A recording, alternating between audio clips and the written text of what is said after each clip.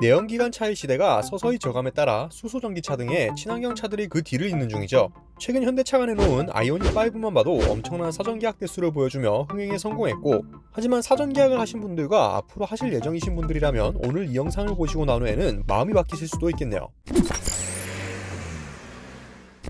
현재 아이오닉5의 사전 계약 물량은 약 4만 대 정도로 수소전기차인 현대차의 넥소도 지난해보다 30% 이상 증가한 판매량을 기록해 현대차는 넥소 생산량을 올해 2배 이상 늘리기로 했죠. 그만큼 소비자들이 친환경차에 많은 관심을 가지고 있는 상황입니다. 하지만 일각에선 친환경차가 아무리 날고 기어도 폭망할 수밖에 없는 이유들이 존재한다고 하는데요. 현재 전국 곳곳에 충전소들이 늘어나고 있지만 전기차 보급량을 따라가지 못하는 수준입니다. 한국의 충전 인프라 구축은 다른 나라들에 비해 너무 느리고 숫자도 부족한 상황인 거죠. 그나마 설치된 충전기들도 충전 수요가 큰 휴게소보다 충전 수요가 많지 않은 공공기관에 몰려있어 비효율적이라는 평가가 지배적입니다. 대부분의 소비자들이 친환경차를 사려다 포기하는 이유는 집밥이 없어 충전을 못할 거라는 스트레스 때문일 텐데요. 집밥은 아파트 주차장이나 단독주택 등 사는 거주지에서 충전을 할 수 있는 충전 환경을 뜻합니다. 보통 전기차들이 급속 충전을 제한 완속 충전에 걸리는 시간은 8시간 안팎으로 전기차 구매에 있어서 집밥의 유무는 필수로 고려해야 하는 상황이죠. 친환경차의 문제점은 충전소만 있는 것이 아니었는데요.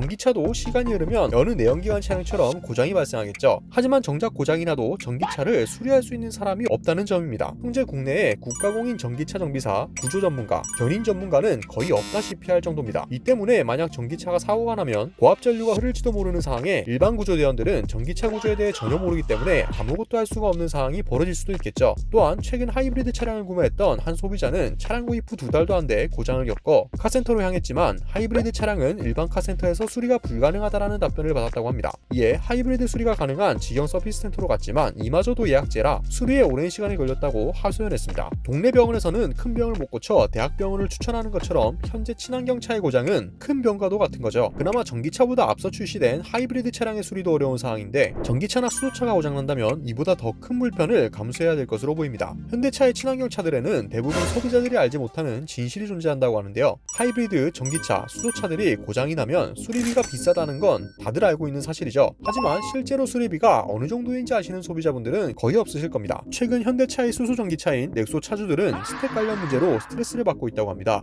수소전기차에서 엔진 기능을 하는 스택은 산소와 수소를 결합해 전기를 만들어 차량을 구동하는 역할을 하게 됩니다. 즉 수소전기차 구성의 핵심이라고 볼 수 있죠. 이 스택의 부품가는 차량에 따라 4천만 원에서 7천만 원을 육박하게 되는데 현대차가 설정한 보증기간은 10년 또는 16만 킬로미터로 보증기간이 지난 후에는 자비로 교체해야 됩니다. 저 정도면 보증기간 충분한데 무조건 고장날 거란 보장도 없잖아 라고 생각하시는 분들도 계실 텐데요. 현대차와 서울시는 수소택시 보급을 위해 2년 전부터 실증 사업을 진행해 왔습니다. 그런데 운행 중인 20대의 넥소 택시 중 무려 10대에서 가속 이상 증상이 나타나며 50%의 고장률을 보여줬습니다. 실제 넥소 동호회에서도 스택 관련 문제가 지속적으로 언급되고 교체까지 하는 사례들도 있습니다. 그래서 동호회 회원들은 넥소는 출고하고 10년이 지나거나 16만 킬로미터 이상 타고 문제가 생기면 거의 무조건 폐차해야 된다라는 반응을 보여주기도 했습니다. 그렇다면 새로 출시된 아이오닉5 EV6는 다른 모습을 보여줄까요? 기존 전기차 수리 사례를 보면 아이오닉 EV를 타던 한 차주는 후방 추돌 사고로 인해 파손된 차량을 1월 30일경 직영 사업소에 입고했지만 3월 16일이 되고 나서야 출고받았다고 합니다. 수리 기간은 약 6주 정도로